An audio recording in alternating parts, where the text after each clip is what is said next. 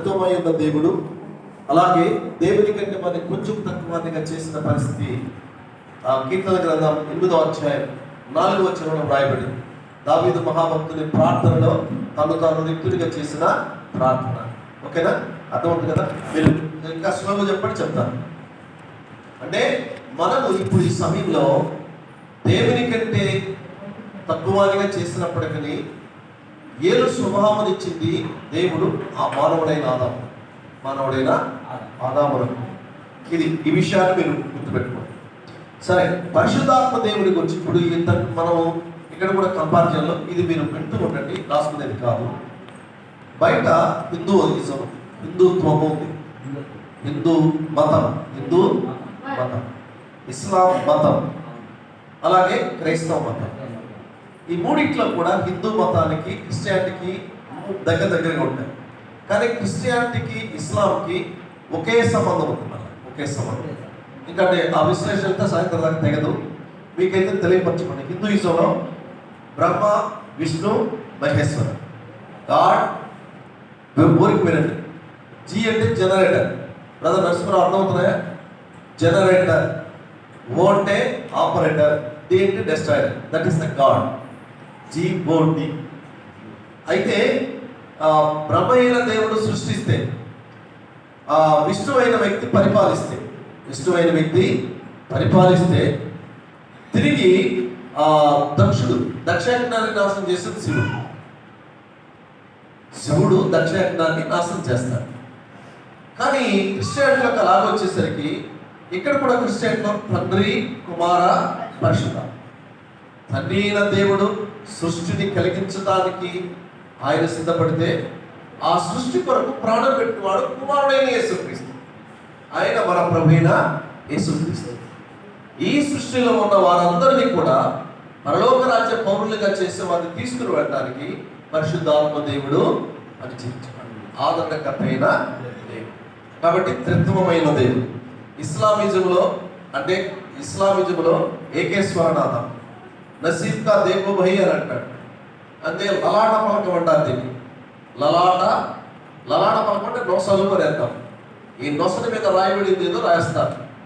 ఆ విధంగా జరుగుతుందని ఇస్లాం పీపుల్ నమ్ముతారు. ఏది మహమ్మదీయ మతము.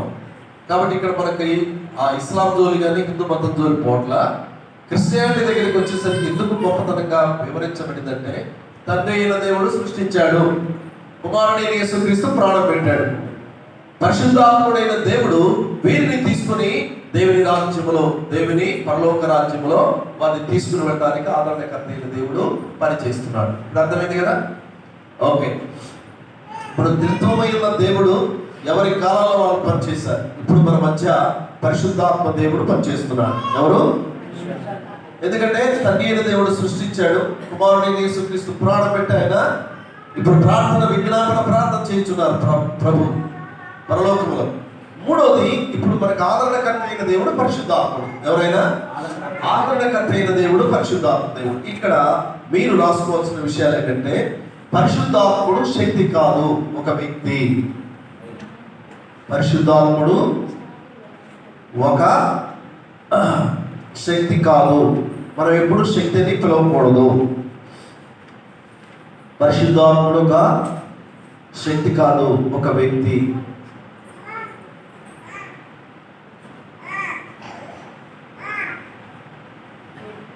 రాసుకున్నారా? పరిశుద్ధాత్ముడు ఒక వ్యక్తి, శక్తి కాదు. పరిశుద్ధాత్మ అంటే మీరు శక్తి అనుకోండి, ఏ పోలేనమో పోచేమో ఎలా వేలుపుల కింద తలవాల్సి వస్తుంది. అలాగ తలస్తే స్త్రీలింగము మనల్ని ఎప్పుడు కూడా ఆ శక్తి మనల్ని ఆవరించినట్టు కాదు. గుర్తుపెట్టుకోండి. వ్యక్తి ఎవరైనా మూర్తిమత్వము కలిగిన వాడు, ఆయన వ్యక్తి, శక్తి కాదు. ఓకే, అలా పిలవకూడదు. కాబట్టి ఇక్కడ మీరు గమనించవలసింది ఏంటంటే, పరిశుద్ధాత్మ దేవుని వ్యక్తిగానే తలంచాలి. మీకు పర్టికులర్గా చెప్పబడుతున్న మాట ఏంటంటే, పరిశుద్ధాత్మ ఒక వ్యక్తి. ఎవరు? ఒక వ్యక్తి. ప్రియులారా, మనము దేవుని సేవకు పిలువబడ్డాం. ఇందులో కూడా మన జీవితం చాలా చిన్నది, కానీ దేవుని పిలుపు అత్యంత విలువైంది. దేవుని పిలుపు, గాడ్స్ కాల్ అనేది ఎంత విలువైంది. మీరు దేవుని కొరకు గిన్నెడు చన్నీళ్ళు ఇస్తే దాని ఫలమును పోగొట్టుకోలేదు. దేవుని పరిచర్య చేశారనుకోండి, అది నిలబడుతుంది. దేవుని పరిచర్య అత్యున్నతమైన పిలుపు అంటారు. అత్యున్నతమైన పిలుపు. ఈ పిలుపులో మనందరం భాగస్వాములు అవుతున్నాం. ఈ భాగస్వామ్యంలో మొదట దేవుని గురించిన విషయాలు మనం కనుగొన్నప్పుడు, తెలుసుకున్నప్పుడు అవి మన హృదయంలో భద్రపరుచుకొని బైబిల్ పరిశుద్ధ గ్రంథం మనతో మాట్లాడుతున్న ప్రతి విషయాన్ని చాలా జాగ్రత్తగా మాట్లాడితే ప్రజలు ఆలోచిస్తూ ఉంటారు. వారిలో పరిశుద్ధాత్మ దేవుడు పనిచేస్తాడు. మనం వాక్యం చెప్పగలిగిన వారమే కానీ ఒప్పింపచేవాడు, వారిని నడిపించేవాడు పరిశుద్ధాత్మ దేవుడు. Right, you are right. కాబట్టి ఇప్పుడు మీరు గమనించగలిగిన విషయాల్లో పరిశుద్ధాత్మ దేవుడు మరి మూడో వ్యక్తిగా అనుకుంటున్నాం. తండ్రి అయిన దేవుడు, కుమారుడైన దేవుడు, పరిశుద్ధాత్మైన దేవుడు. God, son and holy spirit అనేక ఆ పదాలు వద్దు. అయితే ఇక్కడ పరిశుద్ధాత్మ దేవుని గురించిన శాస్త్రమే న్యూమటాలజీ. గ్రీక్లో న్యూమా అంటే ఆత్మ అని అర్థం. న్యూమా అంటే ఆత్మ. ఏంటది? ఇంకా కొంచెం లోతుకు వెళ్తే బలమైన గాలి అని ఉంటుంది. విండ్ అంటే బలమైన గాలి అంటే ఆ పదం కూడా రాసుకుంటే అది ఆత్మ రాసుకోండి. ఈయన గురించి గాలి, పరిశుద్ధాత్మ దేవుని గురించి చెప్పబడిన పేర్లు బైబిల్ అంతట్లో కొన్ని చెప్తాను. పరిశుద్ధాత్మ దేవునికి వినియోగించిన పేర్లు. ఒకటి శ్వాస, రాసుకోండి. పరిశుద్ధాత్మ దేవునికి వినియోగించిన పేర్లు. ఒకటి శ్వాస, రాస్తున్నారమ్మా. రెండు శక్తి, శ్వాస, శక్తి. మూడవది అగ్ని. నాలుగు నూనె. ఐదవది నీళ్లు. ఐదు వచ్చాయా? ఏమేమి చెప్పుకున్నాం? శ్వాస, శక్తి, నూనె, నీళ్లు. ఈ పరిశుద్ధాత్మ దేవునికి ఆపాదించబడినటువంటి నామధేయం. అర్థమైనా? పేర్లు ఏంటవి? వినియోగించబడ్డ పేర్లు. ఈ పరిశుద్ధాత్మ దేవుడు మనలను ప్రేమించుచుంటాడు. మానవాళ్ళని ప్రేమించుచుంటాడు. రాసుకోండి. పరిశుద్ధాత్మ దేవుడు మనలను ప్రేమించుచుంటాడు.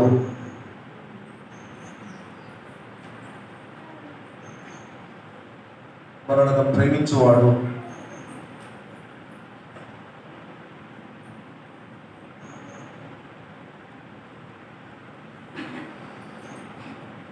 పరిశుద్ధాత్మ దేవుడు మనకు స్నేహితుడిగా ఉంటాడు. రెండవది, పరిశుద్ధాత్మ దేవుడు మనల్ని ప్రేమించుచుంటాడు, మనకు స్నేహితుడిగా ఉంటాడు, సహాయకుడిగా ఉంటాడు, ఆదరణకర్తగా ఉంటాడు. ఇవన్నీ ఉన్న దైవ పురుషుడని మనం తెలుసుకోవచ్చు. ఒకటి, పరిశుద్ధాత్మ దేవుడు మనల్ని ప్రేమించుచుంటాడు, స్నేహితుడిగా ఉంటాడు, సహాయకుడిగా ఉంటాడు, ఆదరణకర్తగా ఉంటాడు. వీటన్నింటిని బట్టి దైవ పురుషుడని పరిశుద్ధాత్మని గురించి మనం తెలుసుకోగలం. పరిశుద్ధాత్మ దేవుడు మనల్ని ప్రేమించుచుంటాడు. రెండవది, స్నేహితుడిగా ఉంటాడు, సహాయకుడిగా ఉంటాడు, ఆదరణకర్తగా ఉంటాడు. రాసుకుంటారయ్యా? నేను ఎవరిని అడిగితో చెప్పాలి. పరిశుద్ధాత్మ దేవుడు మనల్ని ప్రేమించేవాడుగా ఉంటాడు, స్నేహితుడిగా ఉంటాడు, సహాయకుడిగా ఉంటాడు, ఆదరణకర్తగా ఉంటాడు. వీటన్నిటిని బట్టి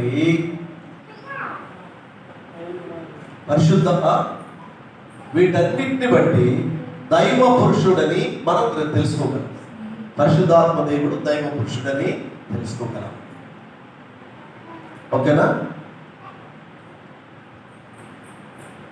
ఆయనకి ఆపాదించబడ్డ, పరిశుద్ధాత్మ దేవునికి ఆపాదించబడ్డ పేర్లు శ్వాస, శక్తి, అగ్ని, నూనె, నీళ్లు. అంతేనా?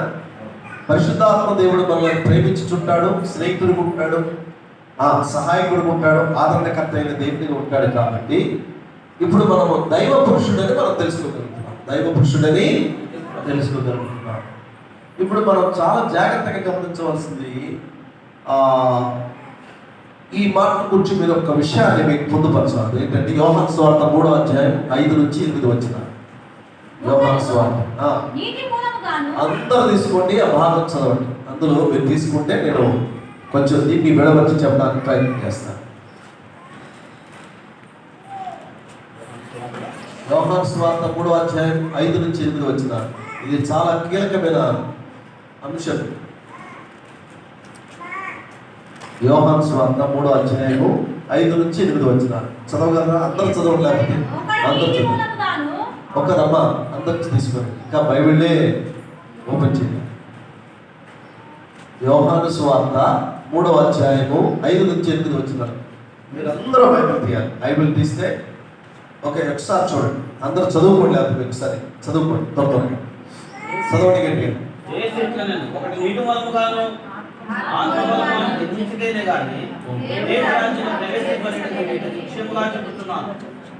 శరీరముగా జన్మించిన శరీరమును, ఆత్మ మూలముగా జన్మించిన ఆత్మయునని మీరు కొత్తగా జన్మించుకోదని నేను మీకు చెప్పినందుకు ఆశ్చర్యపడవద్దు. వారికి అంత ఇష్టమైన చోట విధులను దాని శబ్దం విధులే కానీ ఎక్కడి నుంచి వచ్చినా ఎక్కడికి పోలేదు మీకు తెలియదు. ఆత్మ మూలముగా జన్మించిన ప్రతి వాడిని అలాగనే ఉన్నాడు.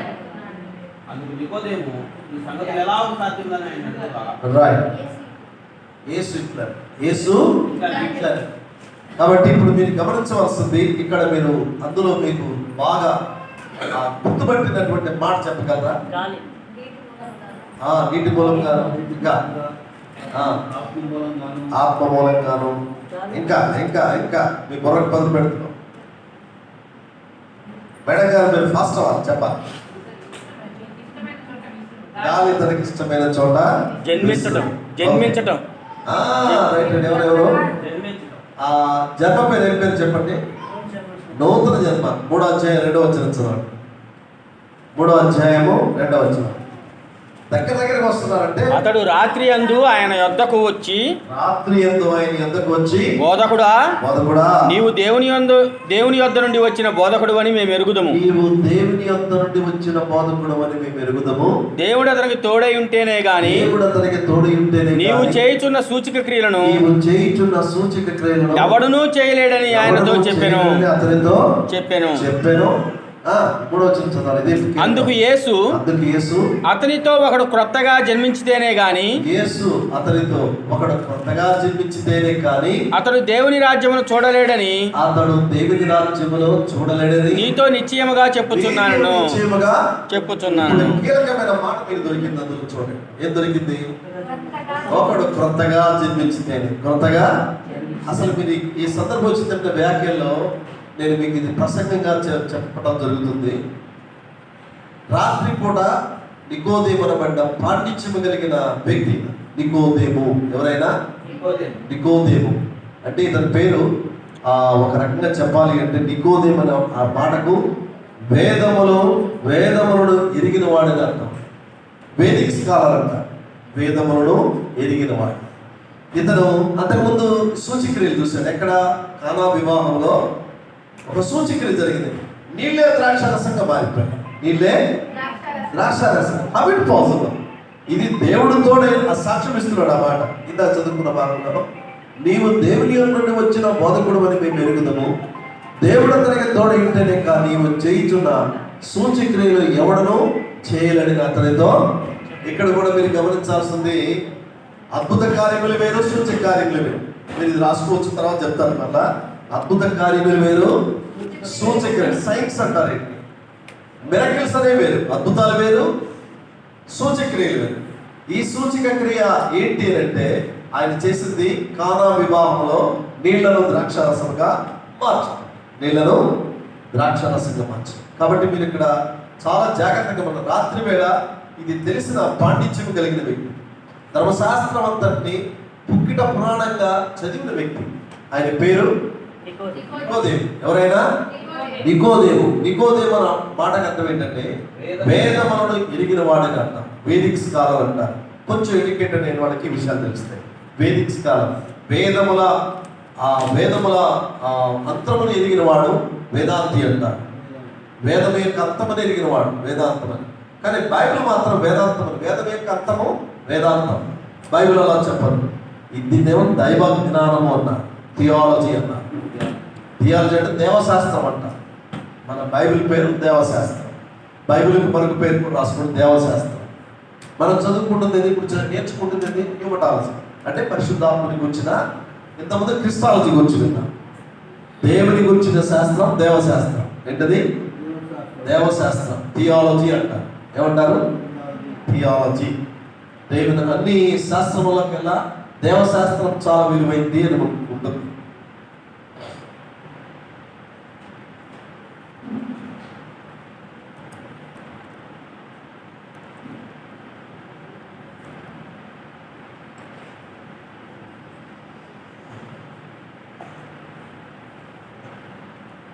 ఏం రాసుకున్నారయ్యా?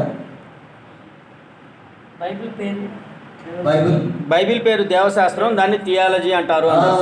బైబిల్ అనేది కూడా ఇంగ్లీష్ పదమే. పరిశుద్ధ గ్రంథమే దేవశాస్త్రము.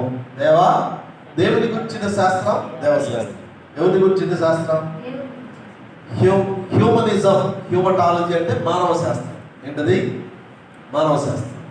మరి థియాలజీ అంటే దేవశాస్త్రం. దేవుని గురించిన, దేవుడు ఏమై ఉండను, ఆయన ఉనికి ఏమై ఉండదు ఇంతకుముందు మనం విన్నాం.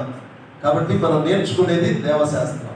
ఇందులో భాగంగా పరిశుద్ధాత్మని గురించిన శాస్త్రం. పరిశుద్ధాత్మని గురించిన శాస్త్రం. ఇప్పుడు మనం నికోదేముని గురించి మనం కొంతసేపు ఆయన గురించి వివరాలు తెలుసుకుందాం. ఆ నికోదేము అన్న మాటకు అర్థం చెప్పాం. వేదములు ఎరిగిన వాడిని అర్థం. ఇతడు ఆనాటి సమాజం, యూదా సమాజంలో ఒక పరిసయ్యుడు. ఎవరైనా పరిసయ్యుడు, పార్సీస్ అంటారు. పరిసయ్యులు, శాస్త్రులు, సదుకాయులు, వీళ్ళందరూ కూడా వారికి వీళ్ళందరూ కూడా ధర్మశాస్త్రాన్ని నమ్ముతారు. వివిధ రకాలైన మనకి డినామినేషన్స్ ఉన్నాయి కదా, ఏది ఒక సంఘానికి ఎట్లా ఉన్నాయి, వాళ్ళకు కూడా అలాగే ఉంటాయి. పరిసయ్యులకి శాస్త్రులకు ఉన్న లక్షణం ఏంటంటే శాస్త్రం అంతా ఎరిగినవాడు. ధర్మశాస్త్రమే ప్రాముఖ్యం. అంటే ధర్మశాస్త్రం ఒకటే చాలు అనుకునేవాడు. ధర్మశాస్త్రం అంటే 5 కాండాలు, బలులు, అర్పణలు, నైవేద్యాలు ఇవన్నీ కూడా ప్రాముఖ్యమని ఎరిగినవాడు. దాని గురించి పాటించేవాడు. అలాంటి వ్యక్తి అర్ధరాత్రి వేళ ప్రభుల వారు ఉన్న చోటుకు వచ్చి, దేవుడు నీకు తోడై ఉంటేనే కానీ ఈ సూచిక క్రియలు చేయలేవు. కాబట్టి మరి ఇవన్నీ తెలుసుకోవాలి ఉంది అని అందుకు యేసు ఆయనతో చెప్పిన మాట ఏంటంటే, ఒకడు క్రొత్తగా జన్మించాలి. ఇది ఎలా? క్రొత్తగా జన్మించాలి. ఇదేంటి? నేను మరలా జన్మించడమా? అంటే శాస్త్ర పాండిత్యం ఉంది కానీ వాస్తవిక సత్యం తెలియదు. వాస్తవిక సత్యం ధర్మశాస్త్రం అంతా చెప్పగలడు. ఆనాటి యూదా సమాజంలో మరి విశిష్టమైన స్థానాన్ని కలిగిన వ్యక్తిగా ఉన్న ఈ నికోదేము మరి ధర్మశాస్త్రాన్ని పుక్కిట పట్టుకున్నటువంటి వ్యక్తి. ఎటు నుంచి చెప్పగలిగిన యూదుల పిల్లలందరికీ కూడా మనం కూడా చర్చెస్లో 2 ఎప్పుడు నేర్పిస్తాం. ఒకటి 10 ఆజ్ఞలు, మన పిల్లలందరికీ కూడా 10 ఆజ్ఞలు నేర్పిస్తాం. రెండవది నూతన నిబంధనలకు వచ్చేసరికి నవధన్యతలు నేర్పిస్తాం. నవధన్యతలు మత్తయి సువార్త 5వ అధ్యాయంలో 3వ అధ్యాయంలో ఉన్న విషయాల్లో అక్కడ నవధన్యతలు ఉన్నాయి. ఈ పిల్లలందరికీ నేర్పిస్తారు. సండే స్కూల్ విద్యార్థులందరికీ నేర్పిస్తారు 10 ఆజ్ఞలు. ఈ 10 ఆజ్ఞల ద్వారానే ఏదైనా చేయాలి. అందుకనే యూదుల పిల్లలందరికీ కూడా అవి నేర్పిస్తారు. సో ఈ సమయంలో నికోదేము నూతన జన్మ అని అంటే అసలు ఏంటి అనుకుంటాడు తెలుసా? మరి నూతనంగా జన్మించిన పునర్జన్మ అని అనుకుంటున్నాడా, లేకపోతే ఏంటి? అసలు ఒక రకంగా చెప్పాలంటే మరి తల్లి గర్భంలో ప్రవేశించి మళ్ళా జన్మించాలంటే అది విడ్డూరంగా అనిపించింది. ప్రభుల వారు చెప్పిన ఒక మాట ఏంటంటే నీటి మూలంగా. ఇందాక మనం ఏం చెప్పుకున్నాం? పరిశుద్ధాత్మకి ఆపాదించే పేరు ఏంటి? ఒకటి నీరు, ఆత్మ. ఏంటది? నీరు, ఆత్మ. ఇక్కడ కూడా ప్రభుల వారు అదే మాటను సంబోధిస్తూ, ఒకటి నీటి మూలంగా, రెండవది ఆత్మ మూలంగా. ఒకటి నీటి మూలంగా, ఆత్మ మూలంగా జన్మించితేనే కానీ అతడు త్వరలో దేవుని రాజ్యంలో చూడలేడని మీతో నిశ్చయముగా. అప్పుడు ఆయన సమాధానం ఏంటి తెలుసా? ముసలవాడైంది నేలాగు ఇది సాధ్యమని అడిగాడు. చూడండి 4వ వచనం అన్నమాట అన్నాడు.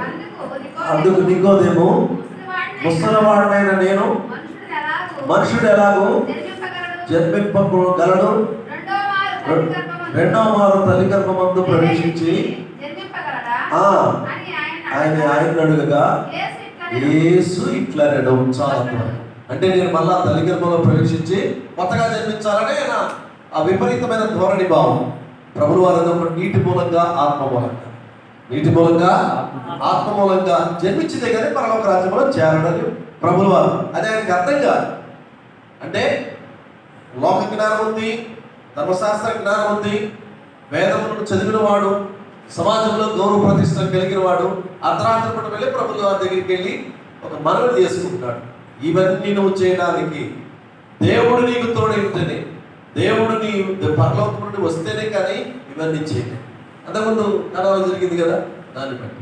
అందుకని ఇప్పుడు నికోదేముకున్న ఆలోచనను బట్టబై ప్రభువు వారు అరటి పండు ఒలిచిపెట్టి నోట్లో పెట్టినట్టుంది అసలు ఆ మాట. ఒకటి నీటి మూలంగా, ఆత్మ మూలంగా. ఒకటి నీటి మూలంగా. ఈ నీటి మూలంగా అనే మాట దగ్గరికి వచ్చేసరికి మనం కొన్ని విషయాలు యేసు ఒక ప్రాముఖ్యమైన ఉద్దేశంతో వెతుకుతున్నట్లు నికోదేములుగా వచ్చు. యేసు ప్రభువు వారిని ఒక ప్రాముఖ్యమైన ఉద్దేశం, ఏదో ఉంది, ఏదో శక్తి ఉందో ఏదో ఉంది. దేవుడు తోడై ఉంటేనే తప్ప దేవుడు అసలు ఈ విధంగా చేయడం అనేది అసాధ్యం. అందుకని యేసు ప్రభువు వారు ఏదో వెతకడానికి ప్రయత్నం చేస్తున్నాడు. ప్రభువు వారు బట్ట బయలు చేశాడు. కాబట్టి ఇక్కడ మరి క్రొత్త జన్మ పునర్జన్మ పాండిత్య పరంగా అది జరిగి తీరాలన్న సంకుచిత అభిప్రాయంతో పాక్షిక పాండిత్యముతో మునిగి తెలియాడు నికోదేము. పాండిత్యం ఉంది, సమాజంలో గౌరవం ఉంది, వేదాంతం గమలీయేలు పాదముల వద్ద నేర్చుకున్నాడు విద్య. నేను ఎవరో కాదు, గమలీయేలు ఎవరైనా గమలీయేలు వేదాంత శాస్త్రం చదివిన మహనీయుడి దగ్గర బైబిల్లో దరిదాపు 66 పుస్తకాలు రాసిన వారిలో పామరులు మొదలుకొని పండితుల వరకు ఉన్నారు. అర్థమైందా? పశువుల కాపర్లు మొదలుకొని ప్రధాన మంత్రులు ఉన్నారు. ఈ వీటిలో మీరు గమనించగలిగితే పశువుల కాపరి ఆమోసు.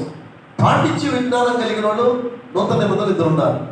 ఒకటి యోహాను, రెండవదేమో పౌలు. వీళ్ళిద్దరు మాట్లాడే మాటల్లో చాలా మనకు అర్థం కాని మాటలు. యోహాను సువార్త మాకు చెప్పడానికి నాకు 3 సంవత్సరాలు బోధిస్తే 4 సంవత్సరాలు మేము ప్రాక్టికల్కి వెళ్ళాం. 3 సంవత్సరాలు బోధిస్తే 3 అధ్యాయాలు కాదు. ఇన్ని నోట్సులు రాసుకున్నాం. ఒక్కోసారి చదువుతుంటే అవి ఎందుకు దొరకలేదు అని చూస్తాయి. అంటే యోహాను సువార్త ఎంత విలువైందిగా రాసినట్టే ఆ పాండిత్య జ్ఞానాన్ని మనం అర్థం చేసుకున్నాం. కనుక ఈ సమయంలో దైవ జ్ఞానం అర్థం చేసుకోవడానికి మరి ధర్మశాస్త్రాన్ని చదివినంత మాత్రాన, ఈయనకి ఇలాంటి ఆలోచన ఉన్నంత మాత్రాన క్రొత్త జన్మంతా సామాన్యంగా అర్థమైంది. కానీ ప్రభువు వారు ఒకటి నీటి మూలంగా, ఆత్మ మూలంగా జన్మించారు. ఆత్మ మూలంగా, ఈ ఒకటేమో నీటి మూలంగా. ఏంటది? ఒకటి నీటి మూలంగా. ఏంటి క్రొత్తగా జన్మించడం అంటే? పాతదానిలోనే క్రొత్తగా పుట్టడం అని నికోదేము తనకు తానే భావించుకుంటున్నాడు. పాతదానిలో నుంచి అంటే మళ్ళా తల్లిగర్భంలో ప్రవేశించి మరలా నీ కొత్తగా జన్మించాలనే భావన ఆయనకు ఉంది. కానీ ప్రభువు వారు అది చెప్పట్లేదు, ఆ మాట చెప్పట్లేదు. దీన్నే మనం ఇంగ్లీష్లో న్యూ బార్న్ అంటాం, నూతన జన్మ. ఏంటది? నూతన. మీరు మారు మనసు పొందండి, నూతన జన్మానుభవం పొందండి అని మనకి ఇప్పుడు స్వార్థలో చెప్పబడుతున్న మాట. ఇందులో మీరు చాలా జాగ్రత్తగా గమనించితే నూతన జన్మ అనగా ఆధ్యాత్మికంగా నూతన భావాలతో, ఆలోచన దృక్పథంలో, నూతన విధానాలతో మరియు నూతన పదాలు ఆవిర్భవించడమే నూతన జన్మ. ఇది రాసుకుని చాలా. నూతన జన్మ అనగా ఆధ్యాత్మికంగా నూతన భావాలతో, నూతన జన్మ అనగా ఆధ్యాత్మికంగా నూతన భావాలతో, ఆలోచన దృక్పథంతో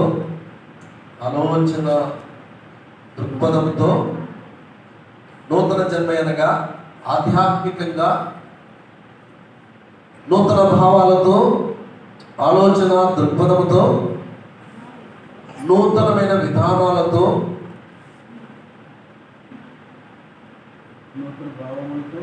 నూతన భావాలతో, ఆలోచన దృక్పథంతో,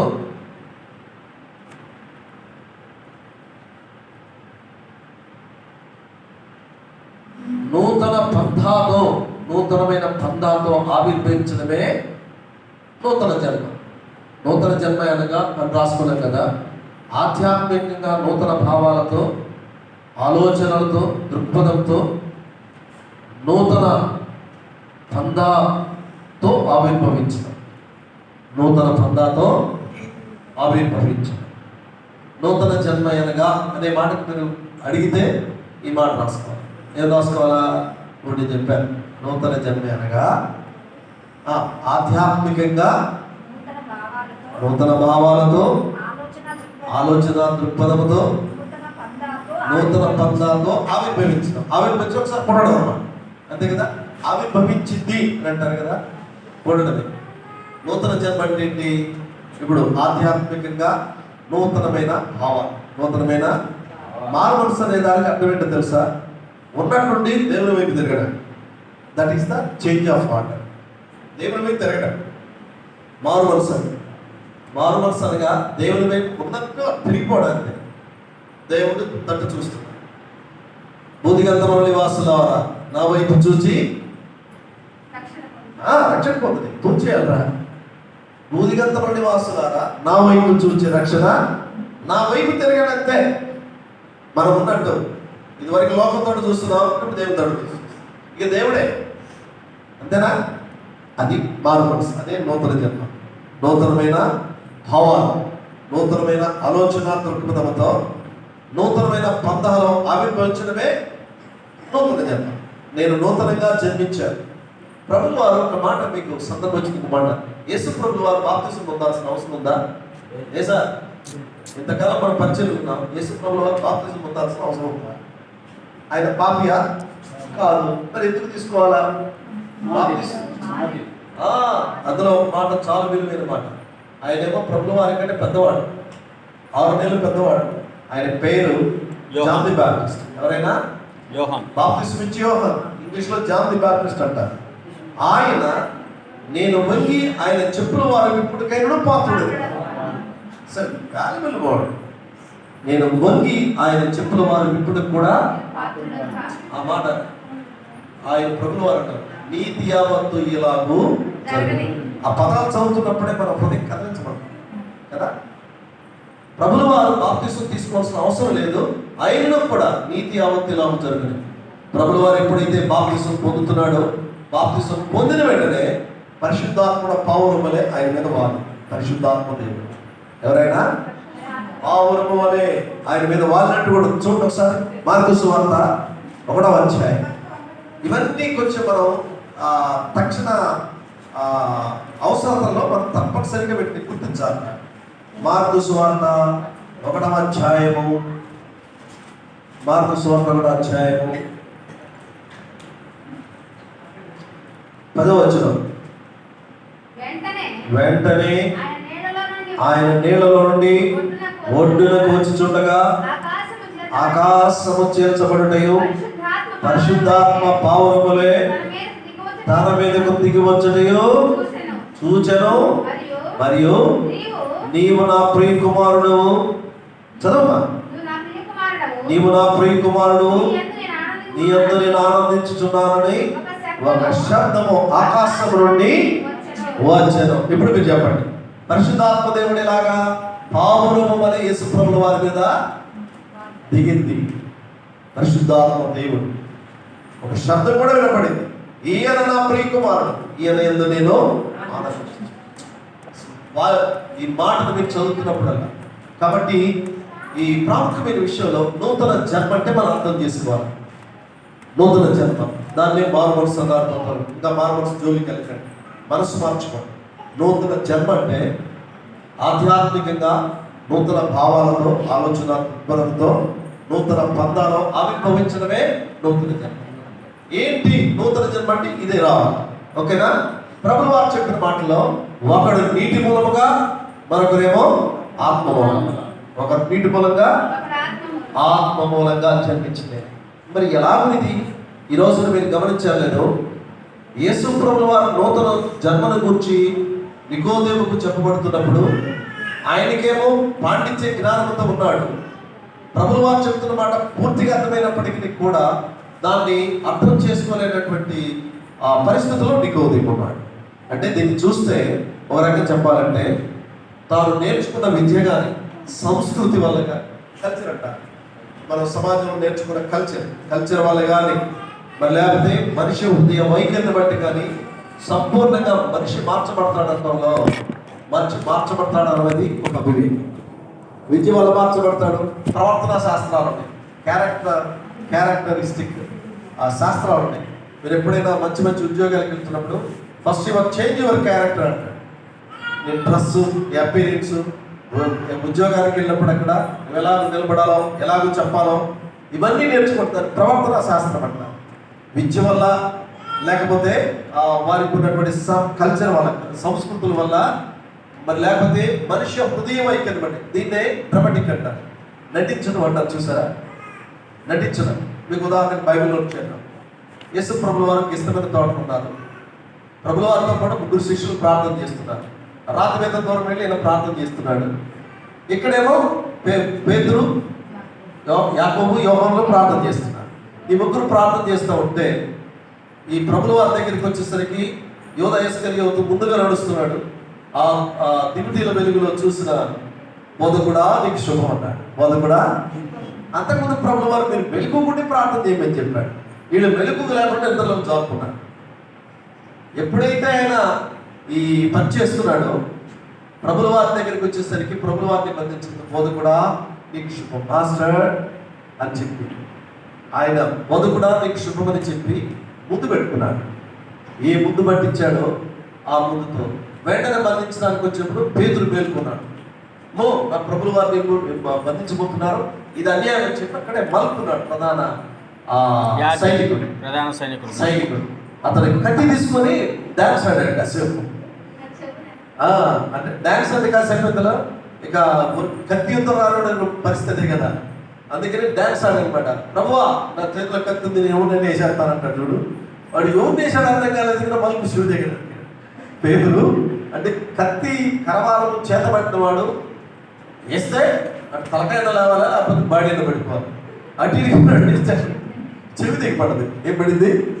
అందుకే డోంట్ ప్లే డ్రామాస్ అంటారు. మన వాళ్ళు చదువుకున్న పిల్లలందరూ కూడా డోంట్ ప్లే డ్రామాలు ఏమోకరమ్మా అంటుంటారు కదా. అందుకని ఇదే పదం అక్కడి నుంచి వచ్చింది. యేసు ప్రభు వారితో డ్రామా వేస్తే ప్రభు వారు మెచ్చుకుంటాడు అనుకున్నాడు. ప్రభువు వారు మెచ్చుకోకుండా పేతురు నీ కత్తి నివారణ పెట్టుకుంటాడు. ఇదేందా ఆయన మెచ్చుకుంటాడు, నాకు రివర్స్ వల్ల అటాకింగ్ జరిగిందని మౌనంగా ఉండిపోయాడు.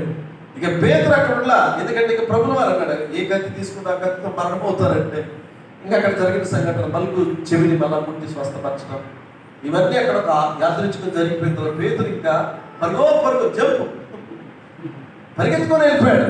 ప్రభువు వారి మీద మహాభక్తి కలిగిన వాడై ఉన్నప్పటికీ కూడా ఒక పిరిగితనం ఉంది అతను. ఆ పిరిగితనం పరిగెత్తుకొని పోయి ఆ ప్రధాన యాజకుడికి ఇంత దగ్గర కూర్చున్నాడు.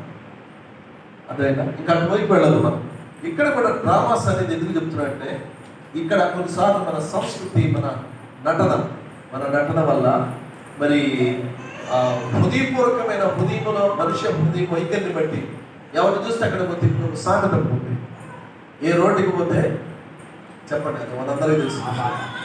ఏ రోడ్డుకి పోతే అందరు చెప్పాలి, మీ అందరూ తెలుస్తుంది కదా. ఏ రోడ్డుకి పోతే ఆ రోడ్డు పాట సార్, ఈ మాట వాస్తవే కదా.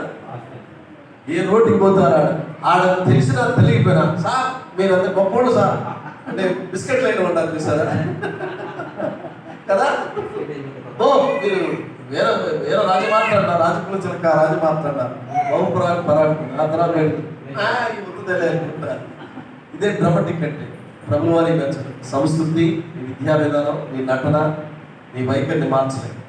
నీ వైఖరిని ఇక్కడ స్ట్రైట్ గా చెప్తున్న మాట ఏంటంటే నీ సంస్కృతి, విద్య, నీకున్న హృదయ మనిషి వైఖరి, డ్రామాటిక్ మైండ్ ఇవన్నీ కూడా దేవుని ముందు పనికిరావు.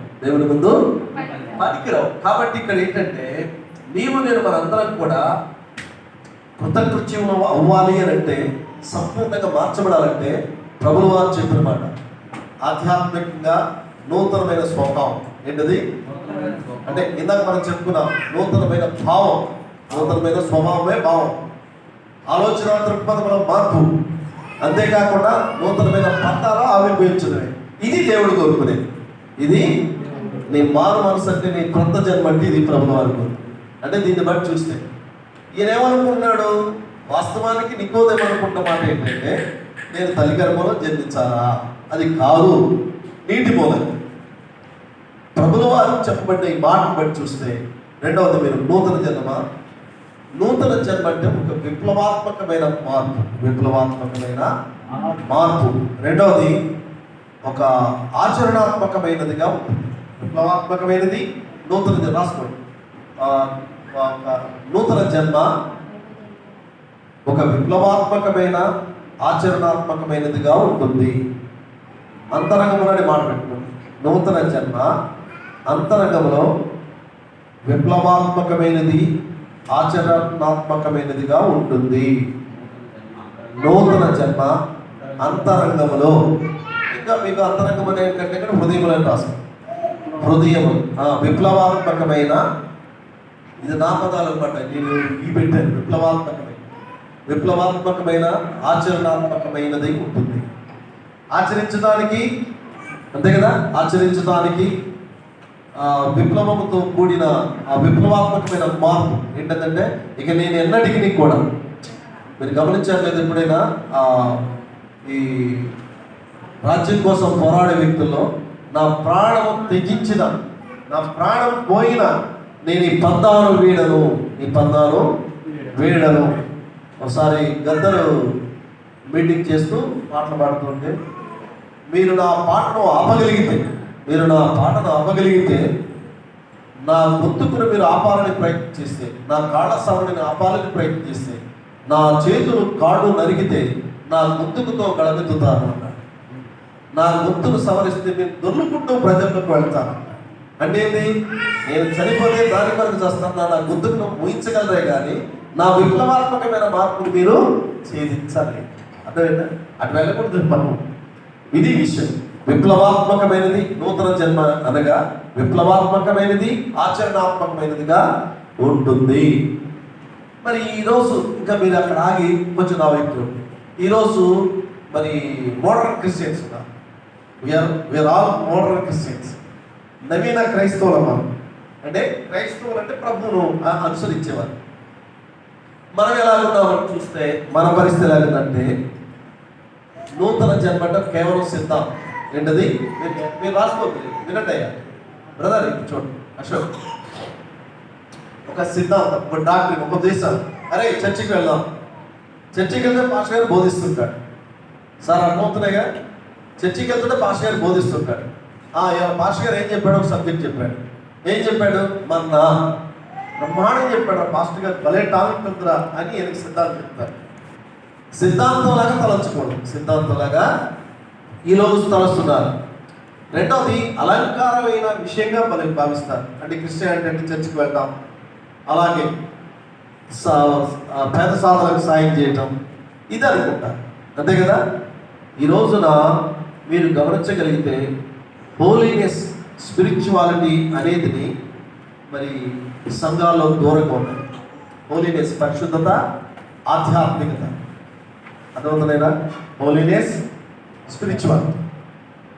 మనందరం కూడా ఈ పరిశుద్ధత, ఆధ్యాత్మికత లేకుండా అలంకారయుతంగా క్రిస్టియన్ ఒక బ్యాడ్జీ పెట్టుకొని, లేకపోతే మెడలో సిలువ ధరించి, లేకపోతే ప్రతి ఆదివారం చర్చికి వెళ్తున్నప్పుడు బాహాటంగా బయటికి వెళ్ళడం, ఇది అలంకారయుతం. ఇది అలంకార.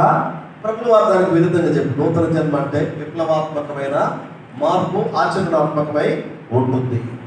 మరి మనం ఇలా ఉంటే క్రీస్తునందు నూతన జన్మానుభవం ఎలా ఉండాలో నికోదేముకి బోధిస్తున్నారు. మరి మనం ఈ సమయంలో చర్చి క్రిస్టియానిటీ బట్టి చూస్తే మీకు ఒక మాట చెప్పాలా. చర్చి క్రిస్టియానిటీ బట్టి చూస్తే ఈరోజు ఎలా ఉన్నాయని మీరు చెప్తే, ఒకటి ప్రార్థనలు. ఏంటవి? చర్చిల్లో జరిగే ప్రార్థనలు. రెండవది, ఎవరు ఎక్కువ కంటే దశమ భాగాలు ఇచ్చారు. చర్చి కాంగ్రిగేషన్లో ప్రార్థనలు. ఏంటవి? ప్రార్థనలు జరుగుతాయి. జరగాలి. రెండవది దశమ భాగం. ఏంటవి? మూడవది కృతజ్ఞతార్పణ. దశమ భాగం ప్రతి వాడు కూడా దశమ భాగం చెల్లించాలి, కృతజ్ఞతార్పణ. నాలుగవది ఆరాధన. ఏంటది? ఆరాధన. దేవుడు ఆత్మ కనుక ఆయన ఆరాధించేవారు ఆత్మతోనూ సత్యతోనూ ఆరాధించాలి. అర్థమవుతుందా? చర్చి కాంగ్రిగేషన్, చర్చి ఆరాధనలు ఎలా ఉన్నాయంటే ఈ 4 విషయాలు. ఒకటేంటి? ప్రార్థనలు, ప్రార్థన సమావేశం అంటారు, అంతేనా? మేము ప్రార్థనకు వెళ్తున్నాం. రెండవది దేవునికి మేము ఇంత ఇచ్చాం, దశమ భాగం. నేను దశమ భాగం ఇస్తున్నాను, వా కృతజ్ఞతార్పణలు. మేము కృతజ్ఞతార్పణలు చెల్లించు ఆయన గుమ్మములలో ప్రవేశించుకునే మాట నూరు కీర్తనలు కూడా చూడవచ్చు. ఆరాధన, తండ్రి అయిన దేవుని ఆరాధించడానికి, కేకలు వేయడానికి కాదు, ఆరాధించడానికి. ఇది ఇవన్నీ కూడా మరి అక్షరార్థంగా బాహ్యంగా ఉన్నాయి, కానీ మనోబలకంపై ఉన్నవి ఏంటంటే విప్లవాత్మకమైనది, ఆచరణాత్మకమైనది నూతన జన్మ. ఏంటది? విప్లవాత్మకమైనది, ఆచరణాత్మకమైనది నూతన జన్మ. ఇక్కడ కూడా ఒక మాట మేము మౌలికంగా చెప్తాను. కాబట్టి మీరు నూతన జన్మ అంటంతో నీ అంతరంగముల హృదయంలో ఒక విప్లవాత్మకమైన మార్పు, ఆచరణాత్మకమైనది. యేసుప్రభువు వారి దగ్గరికి 10 మంది కుష్ఠరోగులు వచ్చారు. ఎంతమంది వచ్చారు నాన్న? 10 మంది వచ్చారు. ఈ 10 మంది వచ్చినప్పుడు ఈ 10 మంది అల్లో వాళ్ళందరూ రోగం ఒకటే. That's called leprosy. ఏంటిది? కుష్ఠ వ్యాధి. వాళ్ళు ఎవరికి లేదు. వాళ్ళ వ్యాధి ఏం చేసిందంటే అందరిని ఒకటిగా చేసింది. అందరిని ఒకటిగా. సారాయి షాప్ దగ్గర అన్ని రకాల వాళ్ళు కలుస్తుంటారు, అవునా? వీడికి వాడికి ఆడికి వీడికి దోస్తాను. ఇంకా వాళ్ళు తాగినప్పుడు ఎలా ఉంటారో చెప్పడానికి వాళ్ళ మాటలు అవన్నీ కూడా. ఒకరోజు ఈ రూట్లో మాచర్ నుంచి వెళ్తుంటే ఇక్కడ ఎక్కడో బస్సు ఎక్కడప్పుడు ఆపు అన్నాడు, ఎక్కించుకున్నాడు. కండక్టర్ టికెట్ తీసుకోవయ్యా అంటాడు. కండక్టర్ చాలా స్మూత్ గోయింగ్, సీట్ వెనక్కి కూర్చోడు అంటాడు. టికెట్ కొనాలనా అంటాడు ఇతను. అదేందా టికెట్ కొనాలంటే ఏంది? బస్సు ఎక్కింది టికెట్ కొనా, టికెట్ కొనాలి రూల్ ఏమన్నా అంటాడు వీడు. ఏ రూల్ ఉందంట? మరి బాబు ఇప్పుడు ఆపరా నాయన అంటే బస్సు దించుతావా? బస్సు దించు, నీ సంగతి తెలుసా? నాకు ఐ నోట్ డిపో మేనేజర్, నేను ఇప్పుడే కాల్ చేస్తా అంటాడు. అర్ధగంట వాడితో శోభ. అర్ధగంట మీకు అందరూ ఏమైనా ఎవరైనా చెప్పడానికి నువ్వు గట్టు డబ్బులు అంటాడు. నువ్వు గట్టు డబ్బులు అంటాడు. అంటే మేము ఇస్తానంటే నువ్వు ఎందుకు కడతావా? నువ్వు చుట్టవా అని అంటాడు. ఇట్లా అర్ధగంట ఆ కండక్టర్ బ్యాగ్ గార్డ్ పడేసి ఈ ఉద్యోగం చేయాలని అవసరం సార్ అంటే ఆపాడు. ఎక్కించుకోపోతే ఇటు తప్పు, నాకు నీ మొబైల్ తెలుసు ఏంటంటాడు. ఇక వాళ్ళ అర్ధగంట గందరగోళం చేసింది. అంటే ఒక రకంగా ఇప్పుడు మనం చెప్పుకునే విషయాల్లో మరి మనుషులు ఎలా ఉన్నారు, అట్లనే బాహ్యంగానేమో ఇవి చేయాలని తలంపులో ఉన్నారు. దేవుడు విప్లవాత్మకమైన మార్పు, విప్లవాత్మకమైనటువంటి ఆచరణాత్మకమైనదిగా నూతన జన్మ ఉండాలని ప్రభుల వారి ఉద్దేశం. ఇప్పుడు మీకు అర్థమైందా? ఇంతకుముందు ఎవరు ఈ సబ్జెక్ట్ టచ్ చేసి ఉంటారు. మీకు పర్టికులర్గా నేను 5-6 రోజులు కూర్చున్నా ఈ సబ్జెక్ట్ మీద కూర్చొని మీకు వరకు చెప్తాను. ఇప్పుడు చెప్పండి, నూతన జన్మ అంటే ఏంటి?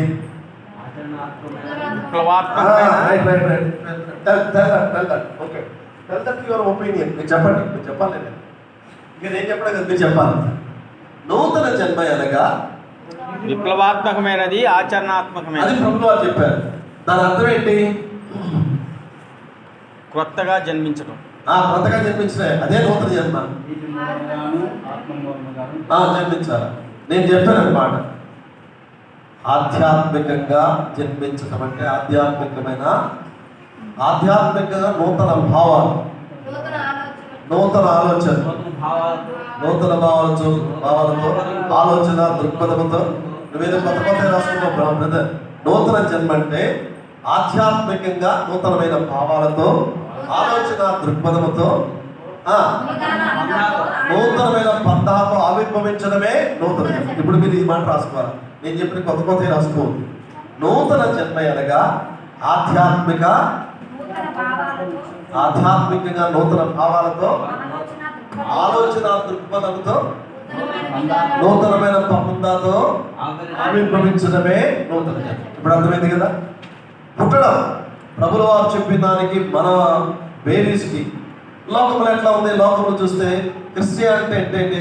ప్రార్థన సమావేశానికి వెళ్తాం, దశమ భాగాలు ఇవ్వటం, ఆరాధనలు చేయడం, ఇవే అనుకుంటున్నారు. ఇది చర్చ్ కాంగ్రిగేషన్ యూనిటీ. బట్ ప్రభువు వారు చెప్పింది ఏంటి?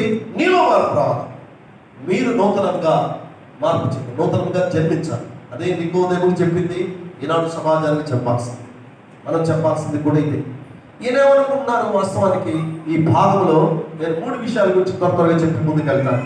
ఒకటి, మీరు చెప్పారు, నూతన జన్మ అంటే ఒక సంపూర్ణమైన ఆంతరంగిక మార్పు.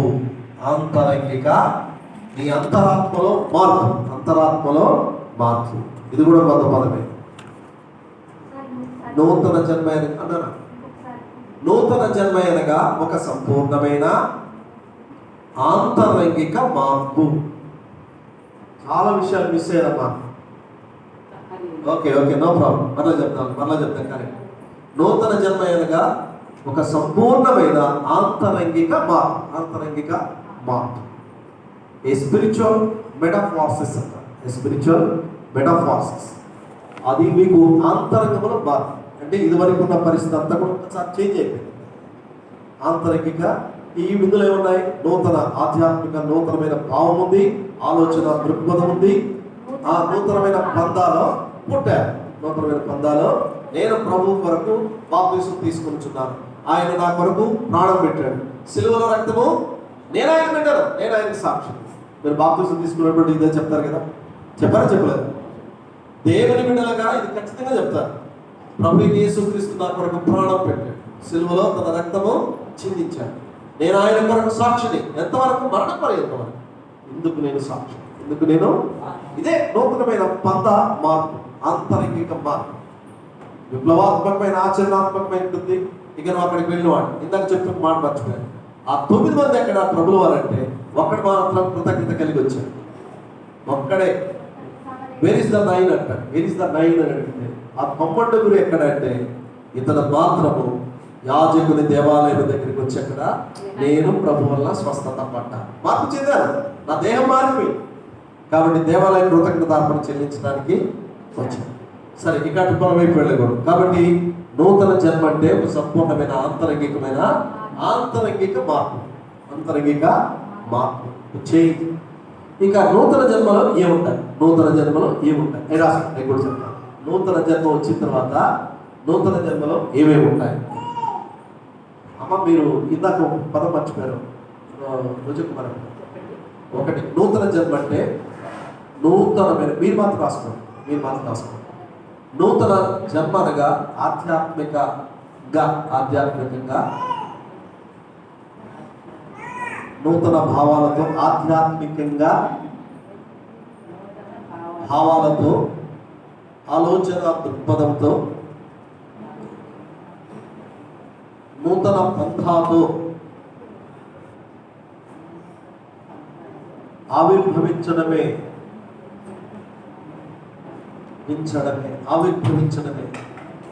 అంటే పుట్టడం. అర్థమైందా? మీరు ఇప్పుడు చదువు. నూతన జన్మ అంటే ఏంటి?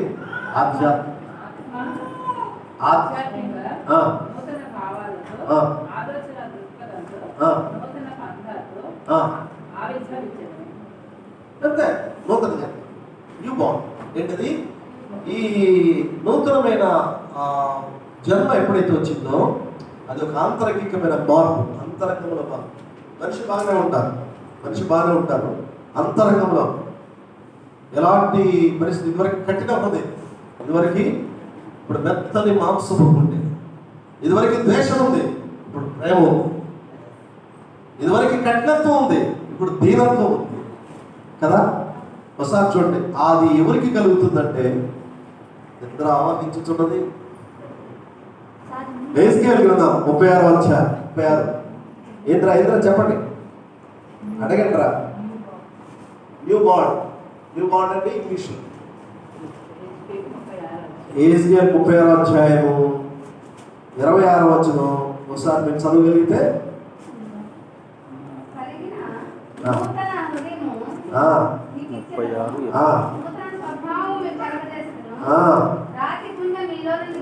ఏకుంటే కొండ లాంటి రాతి గుండె ఇది వరకు ఉంది, ఇప్పుడు రాతి గుండె తీసివేసి మీకేమిస్తాను? మెత్తని మాంసపు గుండె, మెత్తని మాంసపు మెత్తని. మనం అందుకే ఈరోజు సమాజానికి కావాల్సింది కఠిన హృదయులు కాదు, దయార్థ హృదయం.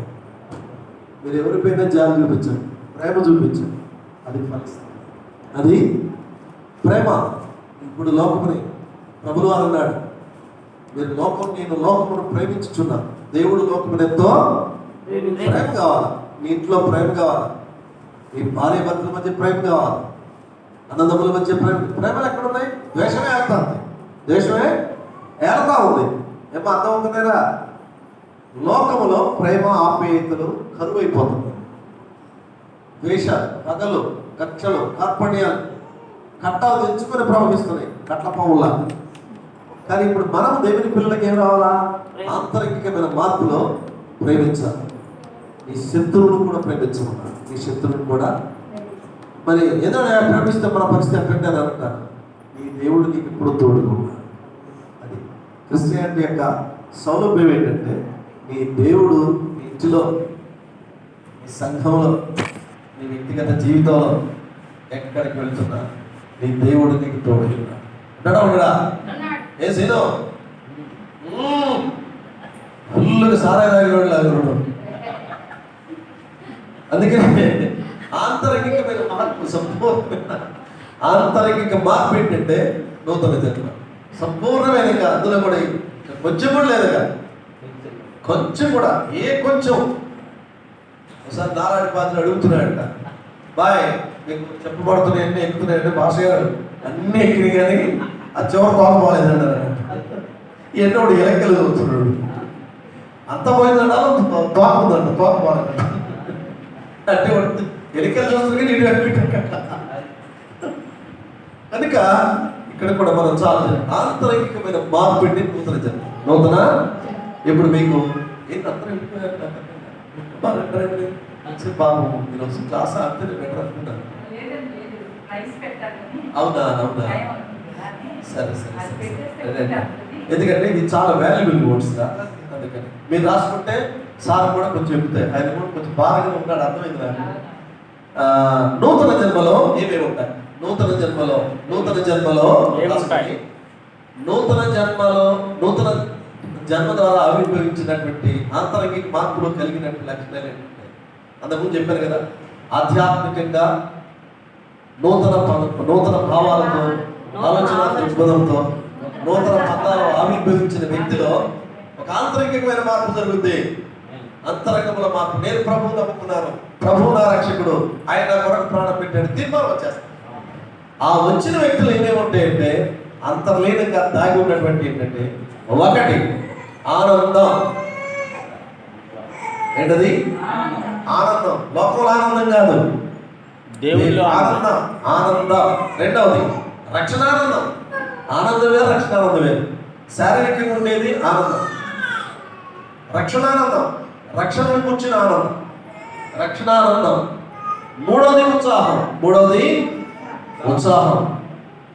ప్రభుల వారితో కూడా, ప్రభువా నీతో మరణమునకైనా సిద్ధం అన్నాడు ఒక ఆయన. ఎవరైనా? పేతురు. రైట్, మళ్ళీ గుర్తుపెట్టుకున్నారా? ప్రభువా నీతో మరణమునకైనా సిద్ధమే అన్నాడా లేదు? కాబట్టి ఇది చాలా ప్రాముఖ్యమైన విషయం. ఆనందం ఉంది, రక్షణానందం ఉంది, ఉత్సాహం కనబడతాయి. నూతన జన్మానుభవం పొందిన వారిలో, నూతన జన్మానుభవం పొందిన క్రైస్తవునిలో తన రక్షణానుభవాన్ని ఆనందంతో, ఉత్సాహంతో అందరి ఎదుట బయలుపరుస్తారు. రాసుకుంటారా? ఆనందం. మీరు మిస్ అయ్యారు, మీరు అక్కడికి మహాత్మ గారి డ్యూటీలోకి వెళ్ళిపోయారు. ఆనందం, రక్షణానందం, ఉత్సాహం కనబడతాయి. వాళ్ళు ఏమేమి కనబడతాయా?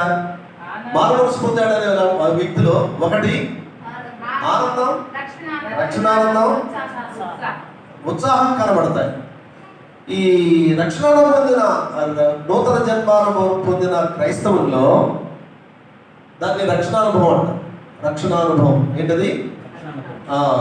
రక్షణానుభవం పొందిన క్రైస్తవుల్లో ఆనందంతో, ఉత్సాహంతో అందరి ఎదుట దేవుడు తను రక్షించిన విధానాన్ని తెలియపరుస్తాడు. లేదా? చెప్తాడా లేదా? అర్థమవుతుందా? కాబట్టి రక్షణానుభవానికి ఆనందం, ఉత్సాహం, అందరి ఎదుట దేవుడు నన్ను ఎందుకు రక్షించుకున్నాడో బయలుపరచుకుంటూ ఉండాలి. మీరు సాక్ష్యాలు చెబుతుంటారు అప్పుడు, దేవుడు నాకు పోయిన వారం బిడ్డలందరూ బాగోలేదు, నా ఇంట్లో సమస్యలు, శోధనలు ఉన్నాయి. కానీ నూతన జన్మానుభవం పొందిన వ్యక్తిలో రక్షణానుభవం తొలికెసలాడుతుంది. నిండుకుండా తొడక అదే రక్షణానుభవం. ఇక ఆనందం ఉంటుంది, రక్షణానుభవంలో ఆనందం ఉంటుంది, ఉత్సాహం ఉంటుంది, ఇంకే ఉండదు. చెప్పారు, రక్షణానందం, ఆనందం, ఉత్సాహం కనబడతాయి. అంతేనా? Okay, right. కాబట్టి బాప్తిసం పొందుట ద్వారా ఎప్పుడైతే నువ్వు నూతన జన్మానుభవం పొందావో నువ్వు ఇంకా ఆగలేవు. ఐ వాంట్ బ్యాప్టిజం, నాకు బాప్తిసం తీసుకోవాలి. బాప్తిసం ద్వారా అతడు నూతన వ్యక్తిగా సంఘములో ప్రవేశిస్తాడు. బాప్తిసం ఇప్పుడు మెట్లు అర్థం అవుతున్నాయా? అంతరంగంలో మార్పు ఏంటి? నూతన జన్మ, నూతన ఆధ్యాత్మికంగా నూతన భావాలతో, ఆలోచన దృక్పథంతో నూతన బంధాలు ఆవిర్భవించడమే నూతన జన్మ. ఒక వ్యక్తిలో ఆంతరంగికమైన మార్పే నూతన జన్మ. అంతరంగికమైన ఆ నూతన జన్మ కలిగిన వ్యక్తి ఏముంటాయి? ఆనందం ఉంటాయి, ఆనందం ఉంటుంది, ఉత్సాహం కనబడతాయి. అవి ఉన్న వ్యక్తి తన రక్షణానుభవాన్ని గురించి, ఆనందాన్ని, రక్షణానుభవాన్ని మరి బయలుపరచకుండా ఉండలేడు. ఆ ఉండలేని వ్యక్తి నేను ప్రభువు కొరకు బాప్తిసం తీసుకొచ్చున్నాను. బాప్తిసం ద్వారా అతడు నూతనమైన వ్యక్తిగా సమాజంలో గుర్తించబడతాడు. అవునా? ఇప్పుడు వచ్చింది, మెట్లు వచ్చినాయా మీకు? ఇది కరెక్టా కాదా చెప్పండి. ఇంకేమైనా డౌట్స్ ఉంటే చెప్పండి. అమ్మా చెప్పండి. నూతనమైన మనసు మారు మనసు అనొచ్చు. ఇవి నూతన జన్మం. నరసింహరావు అర్థమవుతున్నాయి కదా? అశోక్ అమ్మా మీకు ఇస్తే అర్థమవుతున్నాయి కదా? ఓకే. కాబట్టి ఇది చాలా వాల్యుబుల్ వర్డ్, కొంచెం లోతుగా ఉంటుంది. ఇది చాలా డెప్త్ కలిగిన సబ్జెక్టు. మీకు అర్థం కావాలి. నీకు అర్థం కాకపోతే నువ్వు మాట్లాడుతుందనే అలాంటి జనం మీద రాలేసి కుదరదు. అంతే కదా? నీవు విడమర్చి చెప్పగలిగినప్పుడు మీ పొరుగు వారు, బంధువులు, స్నేహితులు, what is the meaning of you bond అనే దానికి ఇది అర్థమైందా? ఒక వ్యక్తి ఆధ్యాత్మికంగా నూతన భావాలతో, ఆలోచన దృక్పథంతో నూతన బంధాలు ఆవిర్భించడమే నూతన జన్మ. ఓకే. ఒక ఆంతరంగికమైన మార్పు కలిగిన వ్యక్తి నూతన జన్మానుభవం. ఆంతరంగికమైన మార్పు ఆ వ్యక్తిలో, నూతన జన్మానుభవం కలిగిన వ్యక్తిలో ఆనందం ఉంటుంది, రక్షణానందం ఉంటుంది, ఉత్సాహం ఉంటాయి. ఆ ఉన్న వ్యక్తి ఆ రక్షణానుభవాన్ని గురించి తన ఆనందాన్ని వ్యక్తం చేసుకోకుండా ఉండలేడు. అందరి ఎదుట ఆ సాక్ష్యాన్ని బయలుపరుస్తాడు. ఆ సాక్ష్యాన్ని బయలుపరిచిన వాడు బాప్తిసం తీసుకోకుండా ఉండలేడు. బాప్తిసం తీసుకోవడం ద్వారా సంఘంలో చేర్చబడతాడు. ఇది ఇక్కడ మీకు 2 రెఫరెన్స్లు ఇద్దామని అనుకుంటున్నాను. మీకు ఓపిక ఉంటే 2 రెఫరెన్స్. ఒకటి అపోస్తులైన పరిశుద్ధుడైన పౌలు రోమీయులకు రాసిన పత్రిక 6వ అధ్యాయం 6వ వచనం చదవండి. కొంచెం మీకు ముందుకు వెళ్తాం. 6వ అధ్యాయం 6వ వచనం. ఏమనగా మనం ఇంకనూ పాపములకు దాసులమై ఉండగా పాప శరీరము నిరర్థకమగునట్లు మన ప్రాచీన స్వభావము ఆయనతో కూడా సిలువ వేయబడ్డని. ఇంతకుముందు పాపములకు దాసులు. ఎవరికి దాసులు? పౌలుడు అనేది చెప్తున్నాడు. ఇంతకుముందు పాపములకు దాసులు. కాబట్టి మనం ఖచ్చితంగా శిక్ష వెతికి పారుతున్నాం. ఇప్పుడు మనం ప్రభువునందు ఇప్పుడు మనం ఏం చేస్తున్నాం? చదవరాదు, మరొకసారి చదవండి. యేసుక్రీస్తు నూతన సృష్టిగా మార్చబడ్డాం. రోమీయులకు రాసిన పత్రిక 6వ అధ్యాయం 6వ వచనం. ఏమనగా మనం ఇంకను పాపమునకు దాసులము కాకుండానట్లు, పాప శరీరము నిరర్థకమగునట్లు మన ప్రాచీన స్వభావం ఆయనతో కూడా సిలువ వేయబడ్డని ఎరుగుదము. అంటే ప్రాచీన స్వభావం ఏముంది? ఇంతవరకు బూతులు తిట్టేవాళ్ళం, ఇంతవరకు గుడికి వచ్చేవాళ్ళం కాదు, యేసుక్రీస్తుని లక్ష్య పెట్టేవాళ్ళం కాదు, దైవ సన్నిధిని అసలు లక్ష్య పెట్టేవాళ్ళము. ఇప్పుడు పాప శరీరము నిరర్థకం అవుతుంది. దేని ద్వారా? బాప్తిసం ద్వారా. దేని ద్వారా? అదవుతుందా? ఇంకా మీకు కొంచెం అర్థం కావడానికి 4వ వచనం చదవండి. 6వ అధ్యాయం 4వ వచనం. కాబట్టి తండ్రి మహిమ వలన క్రీస్తు మృతుల నుండి ఎలాగూ లేపబడినో అలాగే మనమును నూతన జీవము పొందిన వారమై నడుచుకున్నట్లు మన బాప్తిస్మం వలన మరణములో పాలు పొందుటకై ఆయనతో కూడా ఇది ప్రభుల వారు పాతి పెట్టబడ్డారు. పాపములకు మనం కూడా పాతి పెట్టబడ్డాం. అర్థమైందా? ఇప్పుడు అర్థమైందా? కేవలం డౌట్స్ ఉంటే చెప్పండి. పాపము శరీరము నిరర్థకం వల్ల ఈ శరీరంతో పరుగులెత్తాం, డబ్బుల కోసం పరిగెత్తాం, ఇష్టం వచ్చిన కార్యాలు పరిగెత్తాం. కానీ ఇప్పుడు శరీరం నిరర్థకం కావాలంటే ప్రభుత్వ పాటు సిలువ మన కొరకు సిలువ వేయబడ్డ ప్రభుల వారు మన శరీరము నిరర్థకం కొరకు పాపమునకు బదులుగా మరి దాసులము కాకుండా ఉండాలి అంటే మనము బాప్తిసం అదే యేసుక్రీస్తునందు నూతన సృష్టి. నూతన ఇప్పుడు పాత జీవితం, నూతన జీవితం, ప్రాచీన స్వభావం, ఇప్పుడు నూతన జీవితం. నూతన జీవితం కలిగిన వ్యక్తి ప్రార్థన చేసుకోకుండా ఉండలేడు, చర్చికి వెళ్ళకుండా ఉండలేడు, అలాగే తన సాక్ష్యం చెప్పకుండా ఉండలేడు, సంఘముతో కలవకుండా ఉండలేడు, దైవ కార్యక్రమాలతో ఆసక్తి చూపకుండా ఉండలేడు. It is the characteristics of Christianity. అదేనా బ్రదర్? అర్థమంత నరసింహరావు ఈరోజు కొంచెం డల్గా ఉన్నావు, నాకు అర్థం కాదు. సరే, why what's that, what happen? ఓ అది డల్నెస్ కనపడుతుంది. పోయి అక్కడికి వచ్చుకోండి. సో నేను అది మీరు చాలా జాగ్రత్తగా అమలాన్ని మీకు అర్థమవుతుందా? ఓకే, కాబట్టి ఇక్కడ మీరు చాలా జాగ్రత్తగా గమనించగలిగితే ఈ విషయాలని పరిశుద్ధులైన పౌలు అన్నమాట పాప శరీరంలో నిరంతకమైనట్లు మీరు కూడా బాప్తిసం పొందారు. అప్పుడే నూతన సృష్టి, ప్రాచీన స్వభావం పోతుంది, నూతన జీవం మనలోకి వస్తుంది. ఇంకొక మాట చెప్తాను. కొరింథీయులకు రాసిన 2వ పత్రిక 5వ అధ్యాయం 17 వచ్చి. కొరింథీయులకు రాసిన పత్రిక 2వ అధ్యాయం 17 వచ్చి. కొరింథీ 2వ కొరింథీ 5:17. 2వ కొరింథీ 5:17. కాగా ఎవడైనను క్రీస్తు యేసు నందున్న ఎడల వాడు పాత సృష్టి కదా, నూతన సృష్టి. కొత్తగా పాతవి గతించను, ఇవి సమస్తమును క్రొత్తవి. కాబట్టి ఇప్పుడు మీరు చెప్పాల్సింది అంటే మీరు నూతన సృష్టి, పాత సృష్టి, నూతన సృష్టి. ఇవాళ న్యూ క్రియేషన్, నూతన సృష్టి, యేసుక్రీస్తు నూతన సృష్టి. సో ఈ భాగాలన్నీ మీకు అర్థమైంది. ఇప్పుడు మీకు చెప్పాను, ఈ భాగాల్లో మీరు గమనించండి. నికోదేము అనే మాటకి అర్థమైంది. చెప్పాలా? ఎవరు చెప్తున్నారు? వేదములు ఎరిగిన వాడు.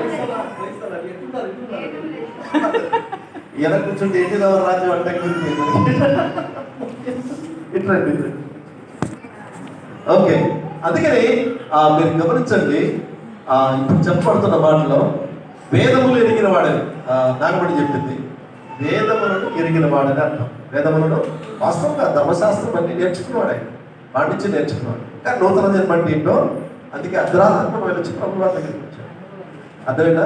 ఇక నాకు మా ప్రసంగం ద్వారా మేము స్టేజ్ ఎక్కితే ఈ భాగాలు ఇలా ఉంటాం. వాడిస్తారు మీనా నీవు బాగుండు అనే మాట తీసుకున్నామంటే ఇంకా అక్కడ ఎడ్యుకేటెడ్ వాళ్ళందరికీ సమాధానం చెప్పబడుతుంది. మీకు అర్థం అవడానికి నన్ను అంతా దిగి మీ దగ్గరికి వచ్చాను, మీ దగ్గరికే వచ్చాను. అర్థమవుతుంది కదా? నూతన జన్మ అని అడిగినప్పుడు ఒకడు ప్రభువు వారు చెప్పిన మాట ఏంటి? ఒకడు నీటి మూలంగాను ఆత్మ మూలంగాను జన్మించాలి. అప్పుడు ఆయన అన్నమాట ఏంటంటే నికోదేము అన్నమాట తల్లి గర్భంలో ప్రవేశించి జన్మించాలా అని అడిగారు. అందుకు ప్రభువు వారు మళ్ళీ ఏం చెప్పాడు? మళ్ళా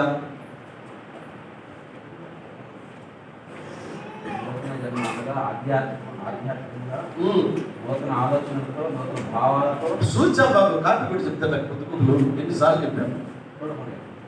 నూతన జన్మ అనగా ఆధ్యాత్మికంగా ఆలోచన దృక్పథంతో నూతన బంధాల్లో ఆవిర్భవించడమే నూతన జన్మ.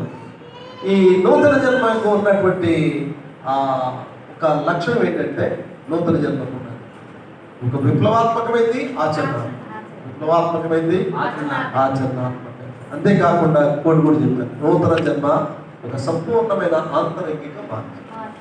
అంతరంగంలో ఇందాక మనం చదువుకున్నాం, మెత్తని మాంసపు గుండెను మిగించారు, రాతి గుండెను తీసివేసి, అంటే దయార్థ హృదయం. యేసు ప్రభు వారు ప్రేమించినప్పుడు మనం కూడా అలాగే ఆంతరికమైన మార్పు వచ్చిన వ్యక్తిలో ఆనందం ఉంటుంది, రక్షణానందం ఉంటుంది, ఉత్సాహం కనబడతారు. ఉత్సాహం, ఇదే రక్షణానుభవాన్ని తాను తన ఆనందాన్ని వ్యక్తం చేస్తాడు, రక్షణానందాన్ని వ్యక్తం చేస్తాడు, అందరికీ బయలుపరచుకోకుండా సాక్ష్యం. అవి ఎప్పుడైతే వచ్చినాయో బాప్తిజం తీసుకోవడానికి సిద్ధపడతాడు. బాప్తిజం ఎప్పుడైతే తీసుకున్నాడో నూతన జన్మను మనం పొందిన తర్వాత అతడు మరి ఎలా ఉంటాడంటే, ఈరోజు మనం సమాజం కూడా మనది కూడా ఎలా ఉండాలి అంటే, మనం కూడా ఎలా ఉండాలంటే నూతన సృష్టిగా, ఎలాగునా నూతన సృష్టిగా మనం చేయబడాలి.